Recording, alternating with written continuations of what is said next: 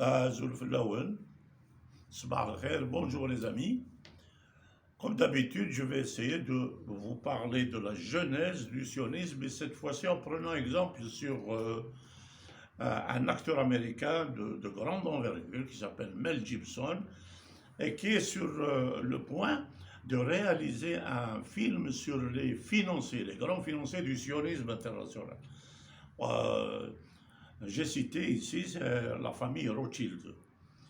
La famille Rothschild qui en fait va tout faire, en tout cas c'est son intention, elle le dit, elle le clame un peu partout, va tout faire pour empêcher la réalisation du film par Mel Gibson. Mais moi, c'est pas ça qui m'intéresse immédiatement, c'est la famille Rothschild qui, en tant que financier du sionisme depuis déjà le XVIIe siècle minimum. Cette famille née et grandie en Allemagne, à Francfort-sur-le-Main en l'occurrence, s'est spécialisée, comme d'ailleurs beaucoup d'hommes riches qui se targuent d'être des juifs, je disais, ces gens-là ont surtout investi dans la consolidation de l'expansion du sionisme international pour ensuite s'emparer d'un joyeux du système monétaire international qui est le crédit bancaire.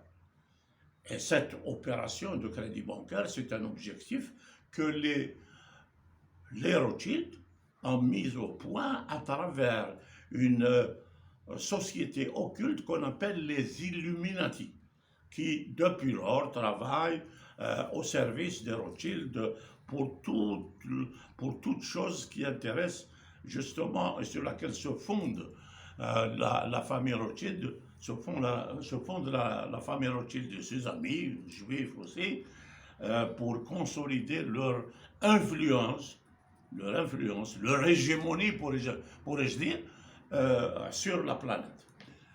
Oui, parce que de Francfort, bon, ils se redéploient, la famille Rothschild, et vont s'installer à la City de Londres.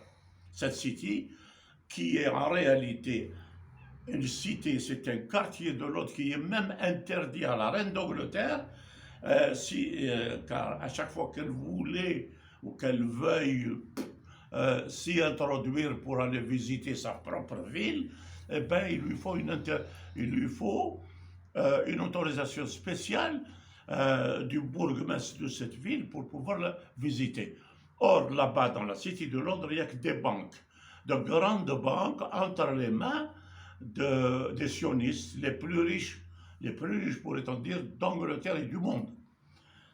Mais les Rothschild ne se sont pas contentés de rayonner à travers, sur la base de cette City de Londres, pour laquelle Cromwell, le dictateur Cromwell, qui, en liquidant le roi d'Angleterre de l'époque, a découvert que le trésor public de l'Angleterre avait été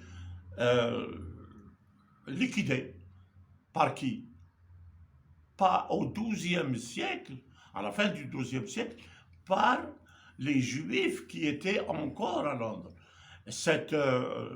Un des rois d'Angleterre à l'époque avait justement, à cause de cette confiance qu'il avait mis dans les Juifs à l'époque, considéré qu'il n'était plus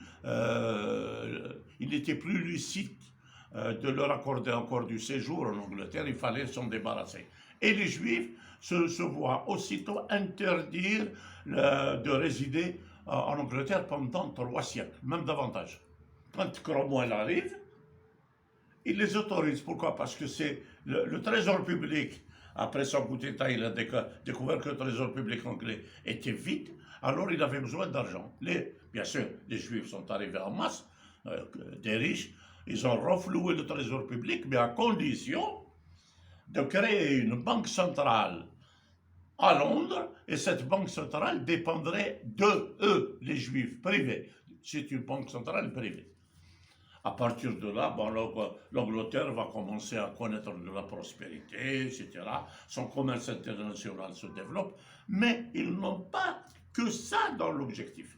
Ils vont euh, tout faire, tout faire pour justement mettre la main sur l'Amérique et arriver, malheureusement, parce que l'état de droit américain, qui était vicieux au départ, va leur permettre de s'emparer de la Banque centrale américaine qui, depuis 1913, c'est-à-dire comme par hasard, un an avant la Première Guerre mondiale, va s'ériger en trésor public et le Woodrow Wilson, qui devient chef d'État à ce moment-là, aidé par d'ailleurs eux-mêmes par les Juifs à devenir président des États-Unis, va profiter de ça pour faire la guerre, pour s'engager à faire la guerre pendant la Première Guerre mondiale, pour aider l'Angleterre et la France à battre l'Allemagne à l'époque, pendant la Première Guerre mondiale. C'est tout ce que je vous en dis aujourd'hui, parce que des détails sur les Rothschild, on aura l'occasion dans les prochaines émissions pour le développer. Et je vous remercie.